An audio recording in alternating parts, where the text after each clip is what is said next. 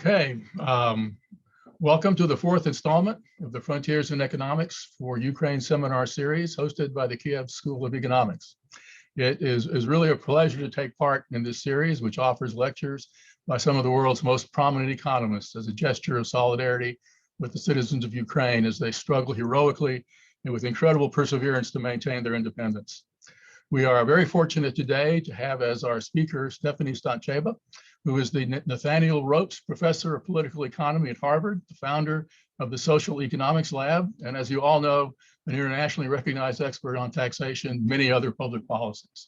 Her career path is perhaps best described by a recent article in Le Figaro, which was entitled Stefanie Stantcheva, Economic Meteorite. I won't inflict on you my French rendition of that, but she is currently a co-editor of the QJE. Is a recipient of a host of honors and accolades. To just cite a few, she was very recently named a 2023 Guggenheim Fellow, which nicely complements her appointments as a Fellow of the American Academy of Arts and Sciences and a Fellow of the Econometric Society. She's also a winner of the Calvo Armengol Research Prize in Economics, the Maurice Allais Economics Prize, and the Elaine Bennett Research Prize. There's more, but in the interest of time, I think I'll stop here. Before we turn to Stefanie's seminar, let me go over a few of the ground rules. Stefanie has agreed to take questions during her talk. So please use the Zoom raise hand feature if you would like to pose a question, and we'll unmute you. Alternatively, you can write your questions using the Q&A or chat features, and I'll either pose them to Stefanie during the talk, or we can do it during the discussion afterwards. We have a 1 hour time limit for the recorded portion of the seminar, but we'll also have some time after we sign off for informal discussion. So without further ado, I'll turn things over to Stefanie for her presentation on wealth and property taxation in the United States. Great. Thank you very much, George, and thank you to the organizers for inviting me. This is a completely new project that deals with the issue of wealth and property taxes in the United States, and is joined with Sacha, Dray, and Camille Landais, both at the LSE. The project actually centers around the first wealth tax. So today there's a lot of debate about wealth taxes and capital taxation more generally, but our studies are really limited by the lack of long-run data on wealth. It's already very difficult to compute what wealth is, over shorter periods of time. In recent years, it's even harder when you think about the longer run. And there's also a lack of a lot of tax variation and policy reforms in the area of wealth taxation. But actually, the US had something like a wealth tax. Back in time, the US had what was called the general property tax, which, contrary to today, when we think of the property tax, it's a tax truly on real estate. Back then, the general property tax was truly general. It was supposed to be a tax on comprehensive measures of wealth. And because of that, there was actually a great paper trail left that allows us to reconstruct US wealth since the early 1800s, depending on what geographical level we're looking at. So we can look at states, we can look at counties, and also at the largest cities in the US. So really in this project, what we're trying to do are three things. One is to provide this new source of historical data on wealth that we've assembled from many historical sources that I'll talk about. The second is to start by describing some key facts about wealth, accumulations, and spatial inequality in the US. And third is to estimate the effects of that essentially wealth tax on accumulation of wealth. So the outline of this talk today, I want to start by giving you a bit of a history of this US property tax and some institutional features that are important to understand the data and the analysis. Then I want to talk about the data that we collect, some descriptive facts on US wealth, and then finally the effects of the property tax on wealth accumulation. So let's start with the history of the US property tax. The US property tax was originally, borrowed in spirit from England, where it was first recorded, sometimes in the 10th century, perhaps even before. It was almost like a tribute that used to be paid, evolved into a tax on land called Deingeld, and was very limited to basically some types of assets. The key US invention at that time was to start applying it to more and more, and eventually to almost all classes of property, not just land.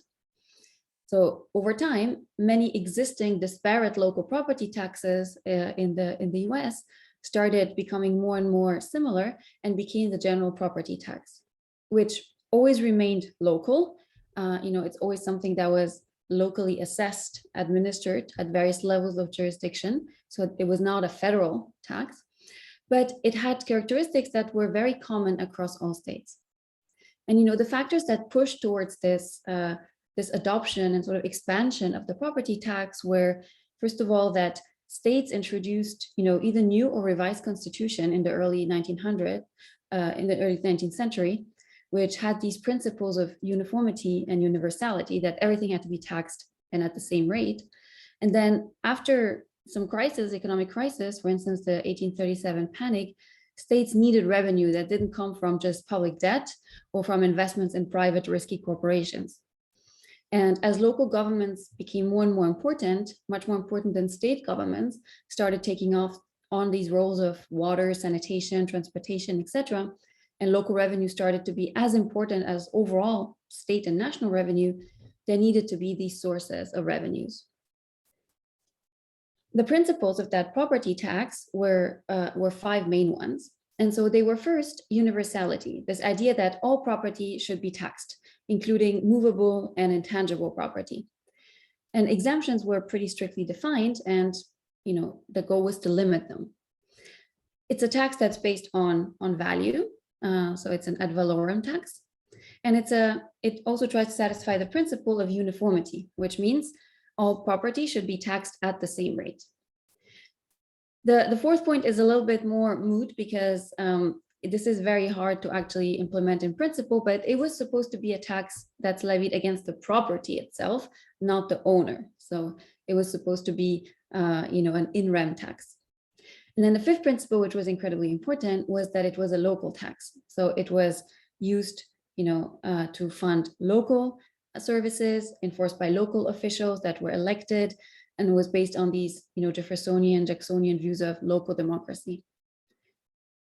So with these principles, for a long time, the property tax persisted, and I'll show you some evolutions over time of the rates and how important it was. But unfortunately, for us, in terms of the data, it stopped at some point. And in particular, around the turn of the 20th century, there started to be many debates that were driven by economists and that centered around, in the end, things that are not that different from the debates today about the wealth tax. Namely, can this tax truly reach all forms of property? Are some types of property impossible to measure or to value? Is it actually regressive if it's at this uniform rate? And is it leading to double taxation? And as the economy became more and more complex, there were more and more intangible assets, movable assets, these debates really intensified. And there were several movements of reforms that happened that started, ripping apart the principles of the general property tax.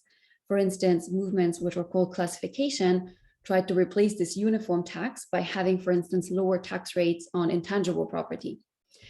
And exemptions started to increase. For instance, an exemption for homestead and some property tax limitation laws. So over time, the base of that tax got eroded.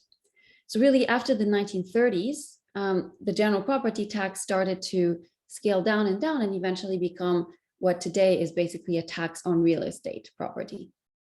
And this was, going at the same time as expansion of national government over local governments happened, with big programs at the national level, like the New Deal, and also increases in other sources of revenue, the ones we know today, like from the income tax or the sales tax and other such sources of revenues.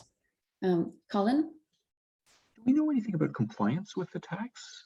So would there have been a defense that the initial tax, which was very broad-based, was hard to enforce, and so in order to defend it at all, they had to narrow the base? Is that? So that's really interesting because they were extremely cautious about enforcement. So the historical sources that we have, they don't just provide, wealth assessments and tax rates, but also a lot of descriptions of how this is done in practice.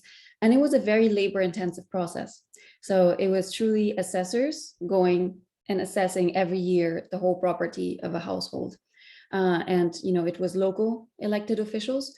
So they put a lot of work into actually catching sort of everything There were rules in place, for instance, for merchants, because everything was done on a tax day. But if merchants, for instance, move their inventory out of the city just for that day so that they pretend they have lower wealth, the assessor would come back and check the average inventory over several days. So a lot of effort was put in enforcement. But as you see here on this slide, at the turn of the 20th century, it became increasingly hard to enforce despite best efforts, because a lot of property started to become movable, intangible. It started to become much more complex economies with different types of corporations, etc. So yes, after a while, the enforcement became just very difficult. Thank you. I think Enrique has a question as well. Oh, great. Please go ahead.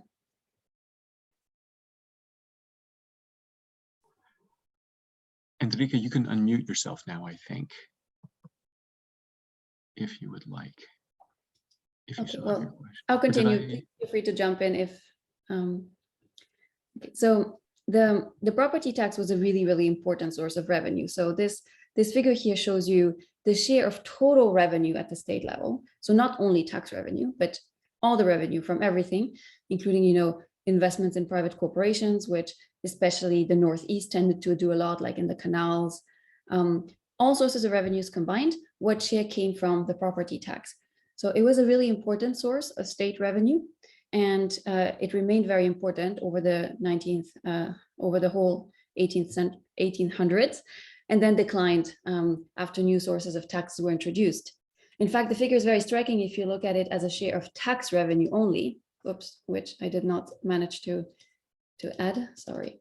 As a share of tax revenue, it's even more striking and has this very big, almost 90% of all tax revenue comes from the property tax. Regarding the city level, it's a very important source of revenue too. So here on the map, we see the share of city revenue in total that comes from the property tax. It's on average 64%, and in some cities it reaches 80, 90% as well. So these are basically the cities that we'll have in our data set, averaged here at the various county levels. And so it was a very, very important source of revenue. How did it work in practice? So just on one slide, although there are many complications, and we're probably gonna raise a lot of them as we talk about the data, but in brief, how did it work in practice? Well, first of all, it had to define the tax base.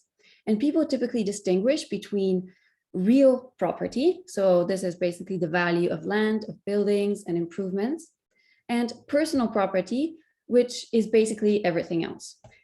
Personal property has a pretty vague definition. It covers things like tangible property, furniture, livestock, merchandise, valuables, and intangible property, which at the time was money and bank deposits, mortgages, debts and credits, stocks, bonds, but also, everything that didn't fit into real property.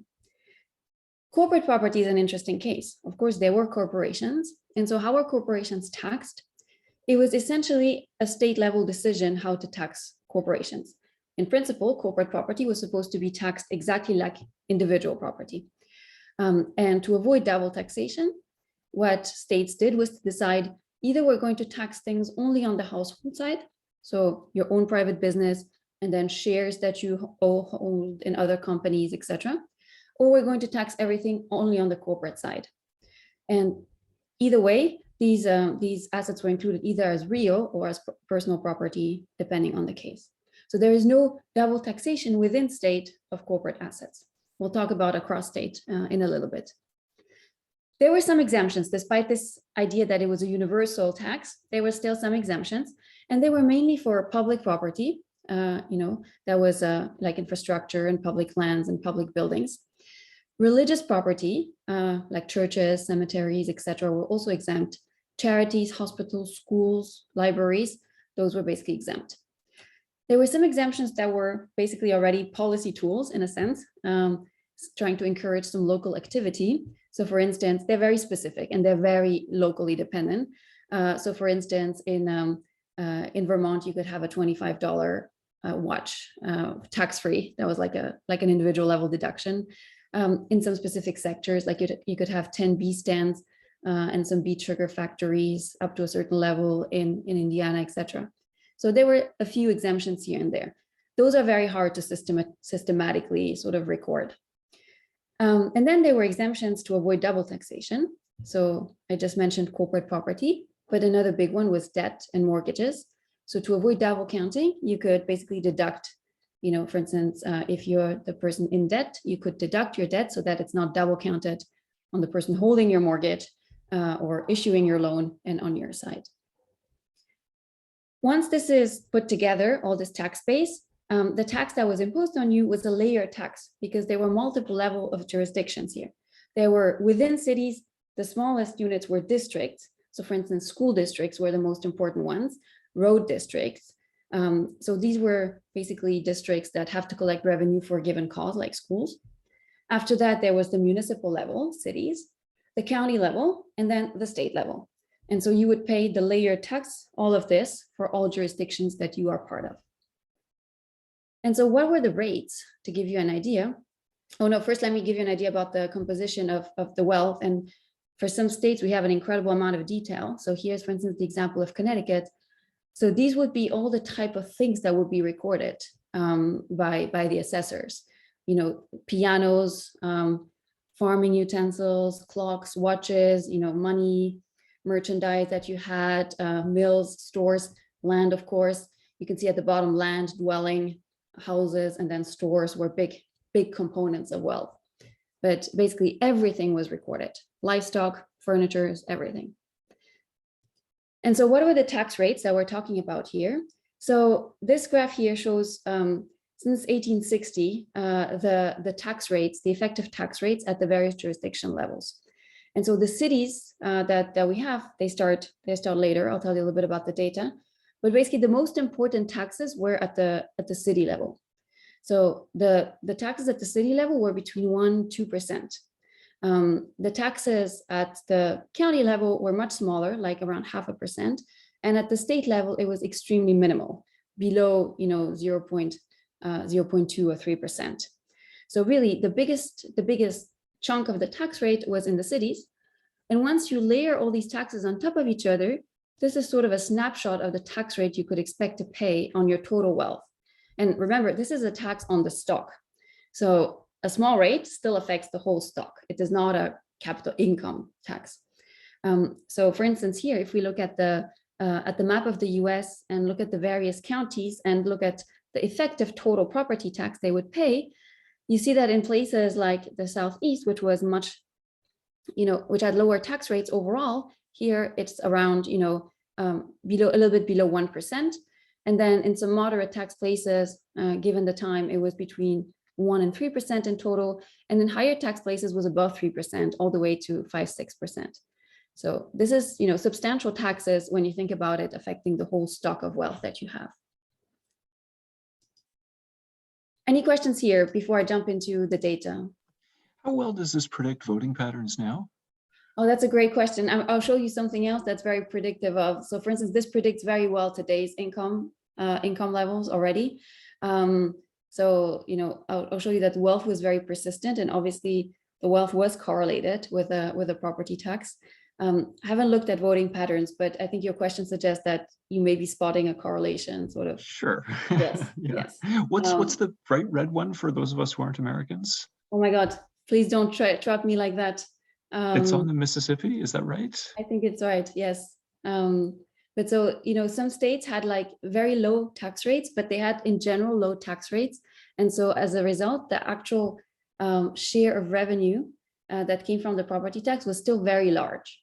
So if just quickly go back to this graph here, you see that higher tax rates occur in the Northeast, but the Northeast also had many other sources of revenue. So as a result, the share of revenues from the property tax is actually not that huge. But the South, for instance, although the tax rates were lower, it also didn't have that many other sources of revenue. It was not that diversified. So in the end, a lot of its revenue came from the property tax. Okay, so I let me have a jump quick in. question. Yes, sure. Do we know what they were doing with the money? Yes, we do. So this was supposed to finance, local things and local infrastructure. So the things I mentioned, like water, transportation, sanitation, all those things were financed with the property tax. So any programs that were in place at the time, and of course, there weren't these social insurance programs that we have today. Those are financed by these taxes. Thanks. And in fact, we have very detailed data on the revenues. So we haven't done much with it yet, but we did collect them at the same time as we collected, the tax rates. And so potentially we could exploit a little bit what things are spent on, and what's being done with these revenues. Good. So yeah.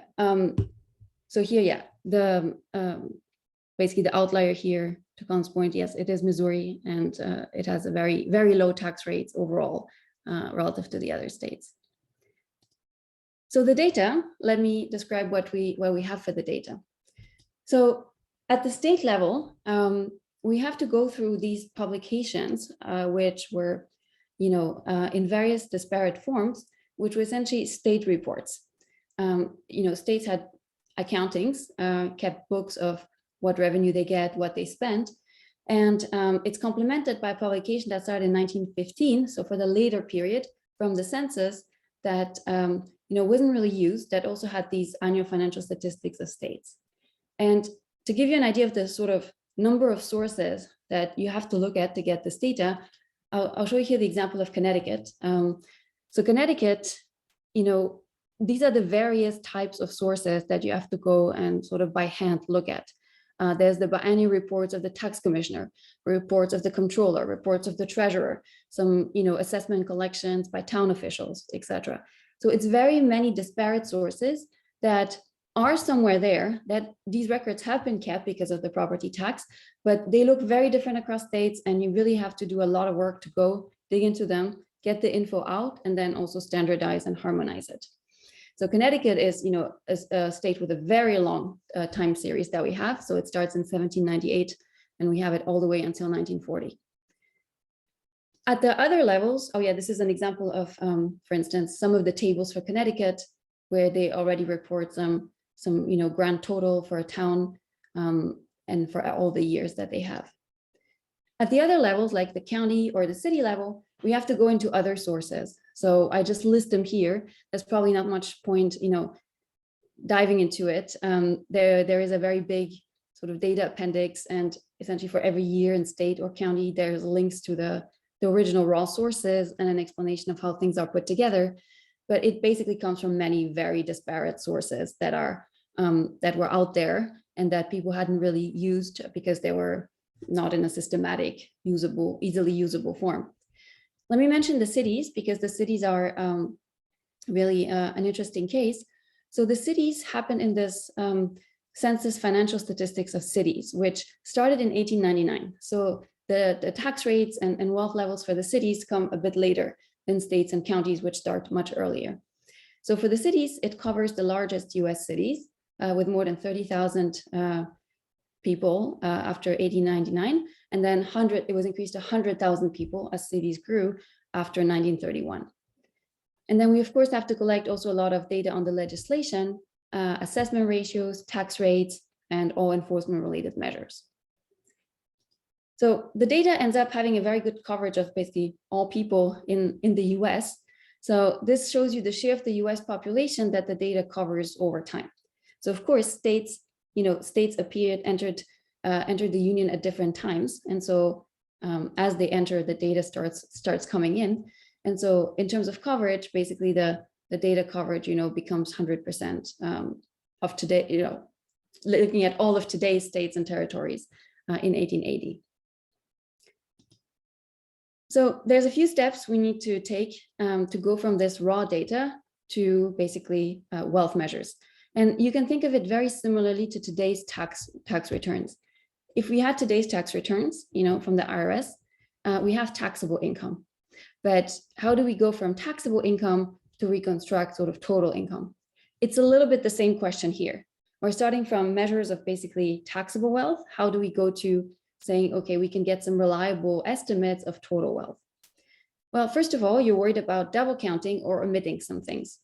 So corporate assets, which are taxed either on the household or corporate side, you may worry they're double counted, but because of these provisions I told you about, that it was very carefully done either on one side or the other or not both, you're not double counting them. You're also not omitting them.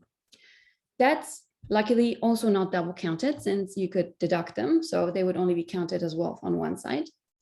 And then exemptions are an issue, some of them. Most of them were not private wealth, right? They were public wealth, public assets, public buildings.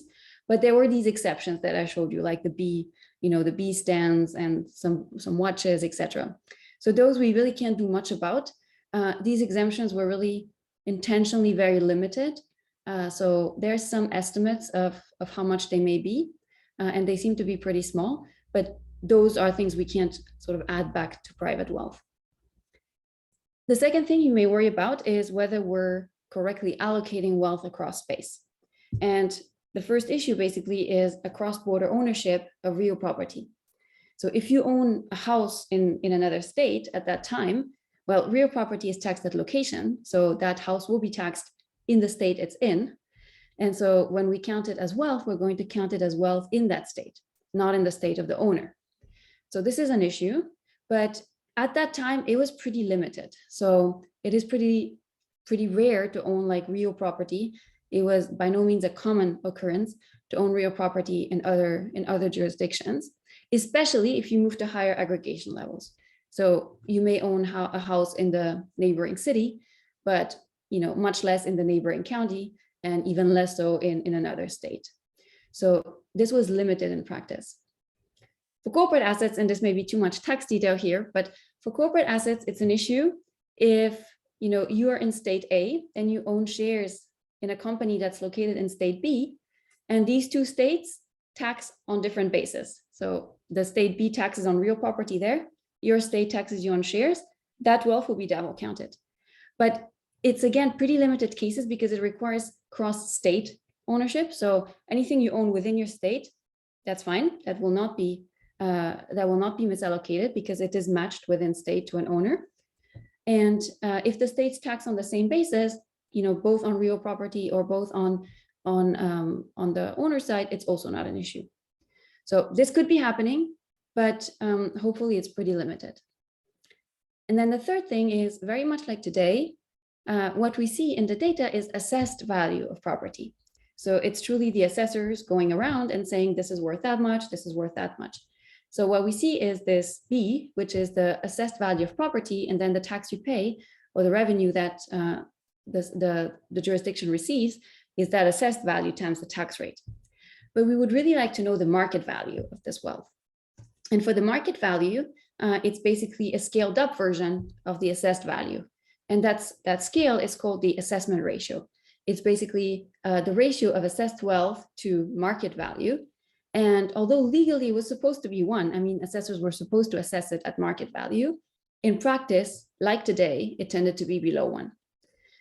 And luckily for us, we have data on the assessment ratios. So this was another big round of data collection where the census, the state tax commissions, and all these authorities put many painstaking effort into actually getting the assessment ratios. So they would send people to really value, today what's the assessed value here versus what is the market value at that same time. And so the assessment ratio on average, if we look at it over time, had this pattern. So it started, always below 1. So it was already below 1 on average. And you have the interquartile range here depicted with the dashed lines. And then it really declined over time. And there's a lot of speculation why it declined. It's not necessarily something super important for our study why it declined, but people have suggested that as intangible property became a bigger share, the assessment ratio was smaller. So basically you had to inflate assessed value by more to obtain, the total market value of wealth. But it's not entirely known why it has declined like that. In any case, we have a measure of it or several measures of it from different sources. And so we can actually recompute, sort of inflate assessed wealth to get market wealth. Stefanie, do you have any data on how the assessment ratio varies according to property values? So the assessment ratio is supposed to be the same within the jurisdiction. So it is not adapted to different, to different things inside the jurisdiction. So of course you can't prevent that some things are harder to assess than others, and so there may be systematic biases in some types of property. but the assessment ratios that are actually sort of recorded officially are the same within the jurisdiction. And perhaps you're thinking of things like today, there's quite a bit of evidence for even for homes, that are assessed very differently based on the neighborhood, based on the owner's characteristics, etc. That's definitely the case. Yeah, exactly. Yeah. I have a quick question. Is it? I know there's some data that looks at from banks' balance sheet from mortgages that look at the assessed property values. They tend sometimes to be a little bit different from what the tax authority looks at. Would it be possible to double check if the implied market value is different across these two? So comparing to banks' balance sheets, you're suggesting there's historical. Yeah, I'm not sure that you would be able to exactly find that one location that has the assessed value both by the tax authority and it takes a mortgage somewhere from a bank. But if there are some dynamics in the underlying price implied by that, this could be, it would be interesting to see if there are some discrepancies. I think in the 20s there were some booms in some parts of the US. That's a very good idea. So we're definitely looking for ways to cross-validate this, and we have one, but the one you're suggesting is really interesting, so worth looking into it. The one we have right now is based on agricultural land. So I wanted to show you this. So one thing that was very carefully valued was agricultural land and buildings. Basically, the Census of Agriculture sent out people to really, in detailed ways, assess the market value of land. And so what we do here is to plot on the vertical axis, it's the log value of farmland and buildings as it was assessed by the agricultural census. And this was supposed to be the market value. So truly, what does this sell for on the market today? What is this land worth? On the horizontal axis, we have our reconstruction from the assessed property tax records of taxable land and improvements.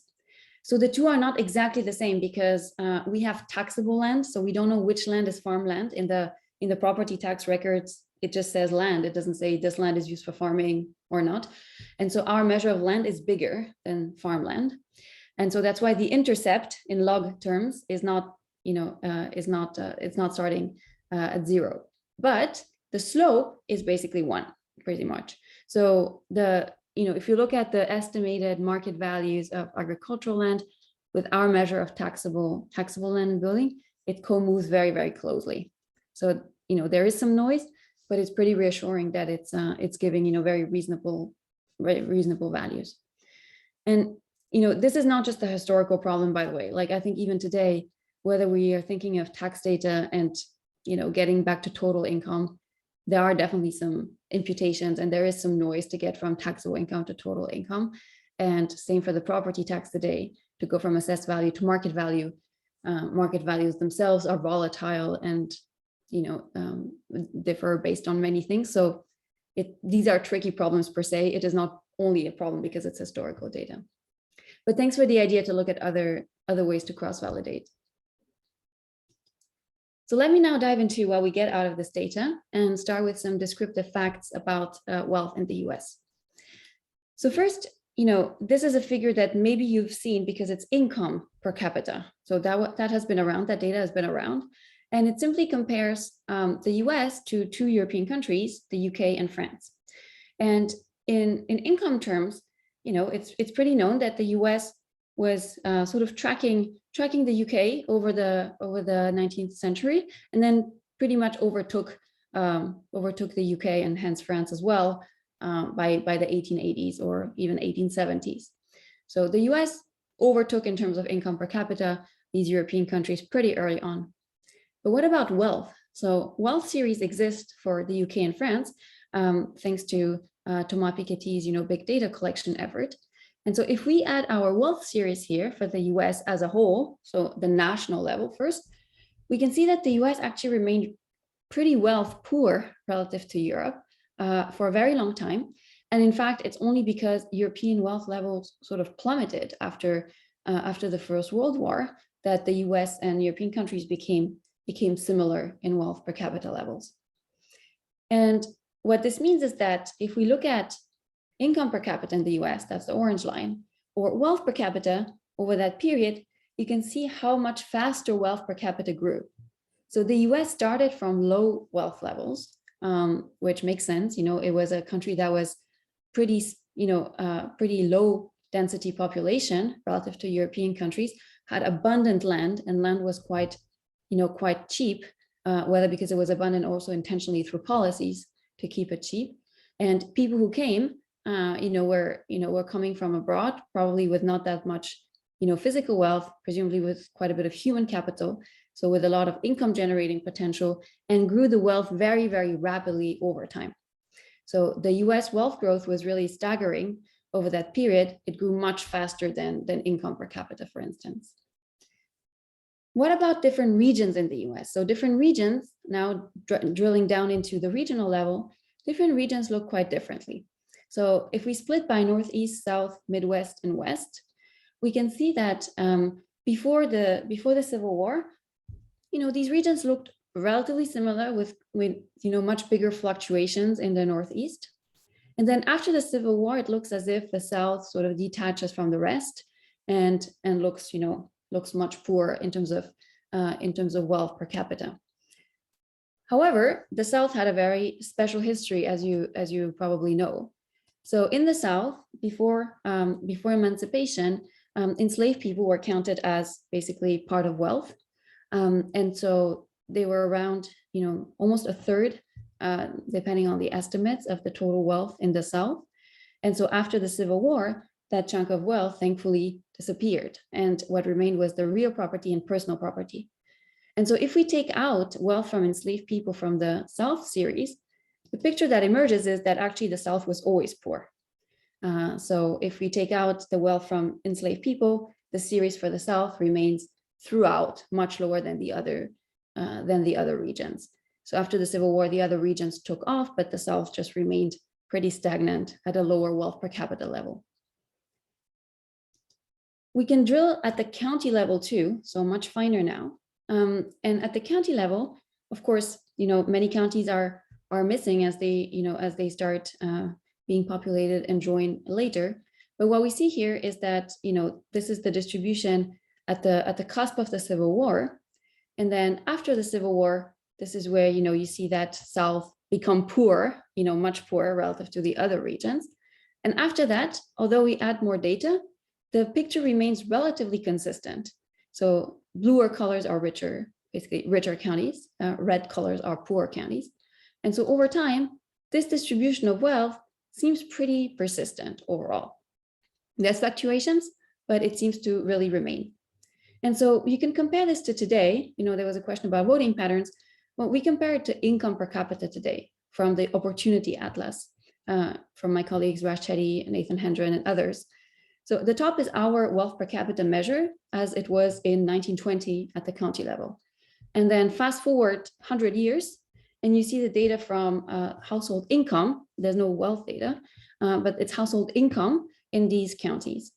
And it's pretty striking how similar, of course, we pick the colors to sort of follow the same color scheme, but the just relative patterns between places, it's striking how similar they remain. And so this really makes you wonder, can we say how much persistence there was apart from just looking at a map? And yes, there's several ways to look at persistence. So let me show you three different stats to think about the persistence of spatial inequality in the US. The first is looking at the rank persistence. So here, if we take counties and we plot their percentile in 1870 on the horizontal axis, where were these counties in 1870? And then where were they in 1880, 1890, 1900, etc. And the 45-degree line, you can see that all these lines are pretty close to the 45-degree line. And then the numbers on the right show you the correlation between the ranks in these various years and the R squared that's explained between your past rank and today's rank. So in general, the correlation is very high. It goes from 0.8 within a 10-year interval to 0.65 in a 60-year interval. So very highly persistent rankings. And you can see this also by looking at convergence. So, the way that people in macro have done. So for instance, Barrow and Salah and Martin, you can look at the growth rate on the vertical axis as a function of initial growth level, of initial wealth level. So here we take initial wealth in 1870, and we look at what's the growth in wealth between 1870 and then 1930. And so this is plotting each county. And you can see that growth was actually, the convergence was actually pretty slow if we benchmark it to existing estimates, that use income data. So growth convergence is pretty slow. And in fact, the red counties here are southern counties in southern states. And if you exclude these southern states, so if you just look at convergence in the other states, it's actually much, much stronger. It's a much faster speed of convergence, 4 times higher, if we exclude the southern states. So again, it's like this idea that the South remains poor while the other regions have very different trajectories. And if you add controls for many things, for instance, controls for geography, for demographics, for occupations, really the most important one is controls for geography. So they increase the speed of conditional convergence much more. Another way to look at persistence is to look at how the wealth dispersion across space evolved. So this is simply plotting the standard deviation across counties and wealth across counties. So the dark solid line is log wealth per capita. The dark gray, again solid, is excluding southern counties. So you see that the total dispersion of wealth really didn't change much. It even increased after a little bit in the 1880s, 1890s, then went back down again, but there's really no downward trend. If you exclude southern counties, there's a much more, there's a mild one, but more pronounced downward trend. The bottom dashed lines actually show you the standard deviation of log income per capita. And that is clearly declining. Again, mild trend, but it's declining relative to the wealth per capita. So wealth inequality seems to really persist much more so than income inequality. And part of it is possibly the fact that income is just not well measured over that time at all. It's based on occupational scores and it's imputed. So it's probably not an amazing measure, either. I'll skip this for states, and then I'll just show you this, which is basically, you may wonder what's correlated with wealth. And obviously a lot more work should be done on that, but what is correlated with wealth at the local level, say at the county level or at the state level? So we can group variables into basically three sort of core groups. One is geography, things like temperatures, precipitation, elevation. The other is demographics, like the share of the population that's literate, foreigners, etc. And then occupations, which is the share of people in various sectors. And so the left panel shows you what is the correlation between these variables and initial wealth, starting wealth at the county level. So the starting wealth is measured in 1870 for the counties, and then all these variables are lagged 10 years. Then on the right, it tells you, well, what is the effect of these variables then on the next 60 years growth rate? So one is basically about initial conditions, and the other is about the subsequent growth. And what we can see is that characteristics related to geography are very strongly correlated with initial wealth, and less so with subsequent growth once you control for initial wealth. So for instance, climate is a quite important predictor of wealth in 1870. So a 1 standard deviation, for instance, higher temperature in July, in the hottest month, is associated with 25% lower initial wealth. So obviously this is capturing many elements of the southern regions again. It's not very correlated at all with subsequent growth over the next 60 years. More abundant precipitations, which is basically harsher winter conditions, have associated with significantly lower initial wealth and also with significantly lower subsequent growth. Topography, which is elevation and ruggedness, negatively related to wealth, not so much to growth. Soil productivity is related to both initial wealth and growth. So geography are really important factors. Demographic variables are also quite important. In particular, higher literacy rates, are very correlated with a starting initial wealth, and then also very correlated with a subsequent 60-year growth rates. So if you had higher literacy rates in 1870, you had 60 years, over the next 60 years, you were likely to grow faster. Share of foreigners is also positive, etc. So really interesting patterns here about basically some of the correlates. Of course, nothing causal here, but some patterns to think about. Stefanie, we got a question from Sure. Q&A. Yes. Which is the persistence of ranking is striking partly because of migration within the U.S. Yes. Do you find the correlation weaker for counties that have been subject to more migration? And if not, is this evidence of people moving? Yeah, so this is very interesting, because I think the idea is very much that there's a lot of migration in the US that sort of equalizes places across time, right? That there should be a convergence of places as migration acts as a sort of, right, as a equilibrating mechanism and a convergence mechanism. When you look at wealth, you see a ton of persistence. And so clearly it's not the case that migration is smoothing out these differences. Definitely not at the same speed that we have seen until now using income per capita measures, which again are historically very pretty noisy and coarse measures. So it is a little bit of a sort of new finding that there is this extremely strong persistence.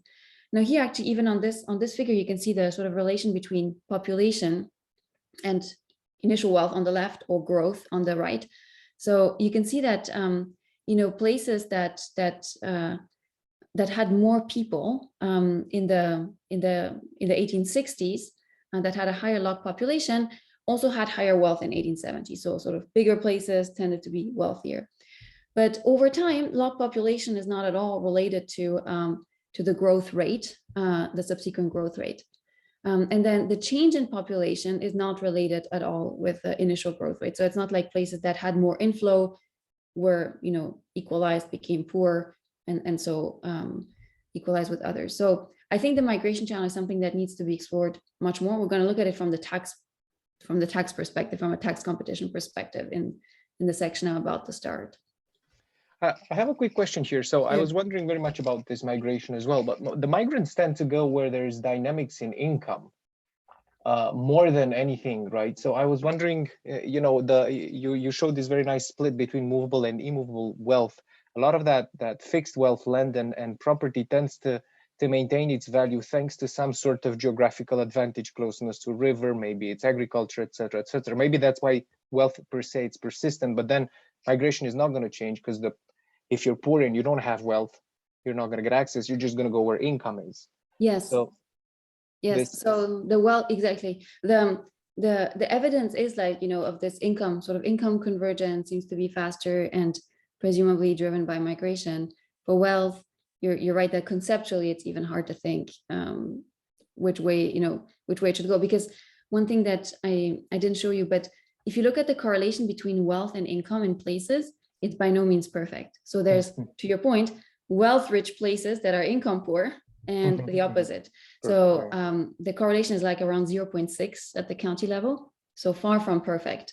There's counties with, high wealth and low incomes, and the opposite. So you're right that migration may be driven primarily by income.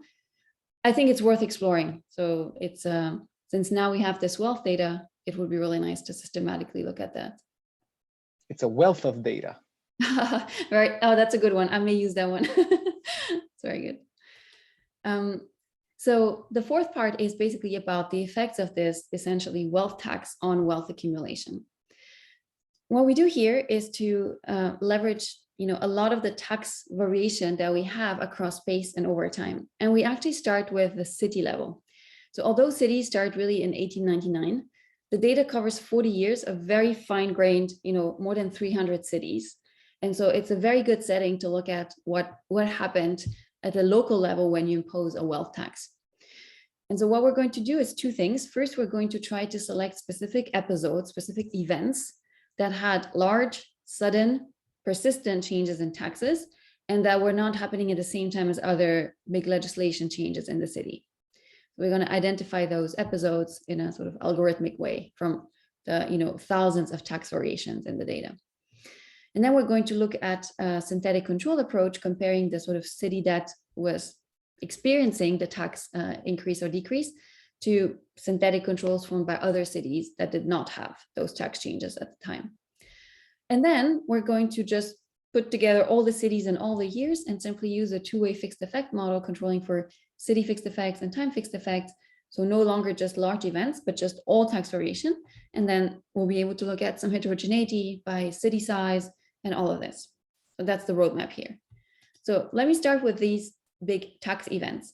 So we're going to select all these events where property taxes increased by quite a bit. So for instance, here it's showing us and here's some of the strength of the data, is we have this very long period. So we can track the city for, a lot of years. So the whole period of the event studies is around 30 years, basically. So you have a lot of data pre-tax change that allows you to really nicely look at pre-trend and other changes. And so here's basically the effect of tax increase around these large tax events in treated cities relative to control cities.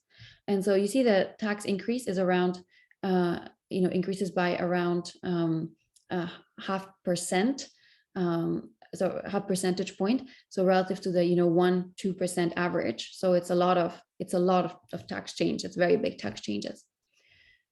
And then what happens to property values? So we can go step by step, first looking at total property, just magnitude of total property. So this is the log of total property value after a tax increase. So everything's normalized in the direction of a tax increase. If you look at these big drop after these events, the implied elasticity of capital income, if you sort of divide by the rate of return to transform it into elasticities we know of capital income, is around 1. So it's a pretty large elasticity. There's, as you see also on the graph, there's a very large reaction that persists for quite a few years when the city increases its property tax rate. And so where does it come from? Well, mechanically, it can come from the extensive margin, which would be people leave, or from the intensive margin, which is, well, people don't leave, but the wealth per capita per person changes. So if we start by looking at the extensive margin first, you can see that there's a significant drop in population. In fact, the elasticity of population with respect to net of tax rate is 0.3. This can be compared, to other studies. So we have studies on migration in response to taxes. So there's studies in Switzerland across Swiss cantons, which may not be a bad comparison to these cities here in terms of the distances and the proximity. So across Swiss cantons, in response to basically wealth tax rates, they're pretty similar elasticities to that. It's obviously not the same period at all, but in terms of magnitudes, this is not that different from what people have found on modern day data. What about the intensive margin, which is basically per capita property value? So that also reacts, and that bounces back a little bit after 7-8 years. So that elasticity is around 0.7 if you compute it. So we really see the basically the total elasticity of 1 being decomposed 1/3 population responses, extensive margin responses, and 2/3 intensive margin responses. But we can go further down. So this per capita property value can be further split into personal property, which remember is everything else except real property, essentially. So personal property really declines by a lot. And what's interesting is that the changes, it's quite rapid. It's very sharp. And so there's clearly at least 2 things going on. One thing that's going on is, yes, people may be, saving less, investing less, just building less wealth. But another thing that's possibly likely going on is that people are also just hiding a bit more wealth or avoiding the tax, because these are really, really large responses here. Basically, the total change here is quite big relative to other other data that you may have, again, on modern day data. So it's much larger than like a savings response elasticity would be. So we have no proof that it's possibly avoidance, but just given the magnitudes, it's possible that there's quite a bit of that going on. I have a quick question. Sure. These responses could be very heterogeneous across communities. If, for example, the city raises tax in order to introduce electrical lighting, which benefits all the properties, versus it wants to build some, something that brings no necessary value to the community. So would it be possible to look at this? Yes. Yes, absolutely. So here it's very much, trying to isolate the differential effect of just raising the taxes, sort of holding all else constant. But if we, as I'm going to do in 2 slides, if we pool all the data, all cities, all tax changes, you can look at what happens, either controlling for the amenities, so trying to filter that out, or actually embrace it and look at the effect on amenities of the tax increases. And indeed, many things were used for, just in general, were used for like, local amenities. but some cities were much more efficient than others. So to your point, in some cases, you may see a direct benefit, in others you may not. So I think the issue of amenities to be explored is really important, and hopefully a next step that we can do. And the last one, do you have tax decreases to look at the response? Yes, so actually, I should have said this. This is pooling tax increases and decreases. It's just defined as large ones, and we've normalized in the same direction. For these events, there were no clear asymmetric effects, but I'm sure we can do more. I'm sure we can do more on that to look at the increase versus decreases. Great, thanks. Thank you. And so finally, the real property response is here. So real property has a really large response too. The elasticity here is around 0.25. So it's, again, pretty rapid, although it takes some time. It takes 1, 2, 3 years to really go to the max. So it's not on the spot, but it is quite large. And so possibly, and something that we can look at directly because we're collecting some data on prices, possibly this is driven by capitalization of property tax rates into the price of local real assets. So we're going to try to disentangle to what extent it's capitalization versus truly changing the supply and the quantity of real assets. But they're pretty large elasticities, and it happens relatively quickly to imagine that it's not, people getting rid of buildings or things like that. So it's likely a lot of capitalization into prices that goes on here. And so, as I said, if we decompose these wealth responses, basically what we see is that there's very large responses on both personal and on real estate, on real property. And it's possible to think that some of this at least is due to avoidance, especially on the property that's personal property, given the large elasticities. And during those episodes, what we see is that, assessment ratios don't change. So the assessment by assessors, which you can take as a proxy of, their behavior in enforcement and assessing property, does not change. And then the fact that real property reacts like that is suggestive of at least some significant amount of capitalization here. I'm not going to talk about selective migration. It's basically just a test to say, is it the case that it is actually all driven by migration, in the sense that the richest people leave? There's just some composition effect, and so mechanically the wealth of those that remains falls. But we can do some tests for that it doesn't seem to explain that. And so in the last few minutes, what I want to show you is this heterogeneity by city size. So now if we forget about the events, pull back all the data, city and years all together, and simply look at what's including city and year fixed effect, what's the correlation basically between property values or property in the city and its tax rate, what we can see is that the average elasticity, remember for the big events, it was 1, it was pretty big. Putting everything together, it's more 0.6. So large events had these large elasticities. That's common in taxes, that large tax changes may have bigger elasticities. And then the overall effect is sort of 0.6. And we can plot it by city size, so by quintiles of population. So it seems to be the case that it's decreasing. For the smallest, the largest city, it's significantly so. It's decreasing by city size.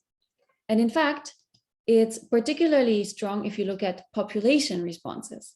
So if you look at the elasticity of population, which remember overall was 0.3, in the events was 0.3, here's overall 0.1, all events together, it's very starkly declining by city size, which makes us think, okay, clearly this is a very local tax, and so it's going to be prone to a lot of tax competition and spillovers.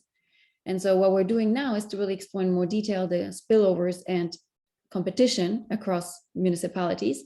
And just some, super preliminary evidence here is that if you look at, and no need to really focus on the table, just on the text above, a city's own wealth is really correlated with its own net of tax rate, of course, but also with its neighbors' tax rates. And particularly so for small cities, where if your neighbors have higher taxes, you have higher wealth. And directly speaking to the tax competition channel, the final table is basically saying, my own tax rate is going to be positively correlated with my neighbor's tax rates. So if my neighbors dump their taxes, my taxes tend to go down as well. So very indicative of a tax competition channel, which is something we really want to drill down into more. So in conclusion, the the goal of this project is to first provide some new historical source of data on local wealth and hopefully, lead to many more questions that can be answered with these wealth measures. It's going to be open source, and we're trying to just put it online efficiently and well documented as quickly as possible. And thanks to it, we can document some really long run patterns of wealth in the US. And one striking fact is that basically wealth inequality seems to be really spatially persistent over time in the US. And then that wealth tax that was very local seemed to have very large responses, including on migration, on capitalization of asset prices, maybe avoidance. And we really want to dig down more into spillovers and tax competition. And I should add to the point that was made, into amenities too. So thank you so much for all the comments and questions, and thanks for your attention.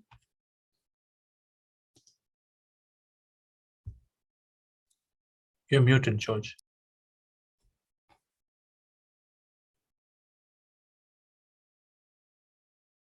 Finally, thanks very much. Your timing was impeccable. Before we go, I would like to announce that the speaker next week is a Ukrainian American, Anastasia Fedek, who is a finance professor and a behavioral economist at the UC Berkeley Haas School of Business. So we're looking forward to her talk. And please join me in thanking Stefanie for a very thought-provoking and extremely comprehensive presentation today. And we'll stick around for discussion if anyone would like to.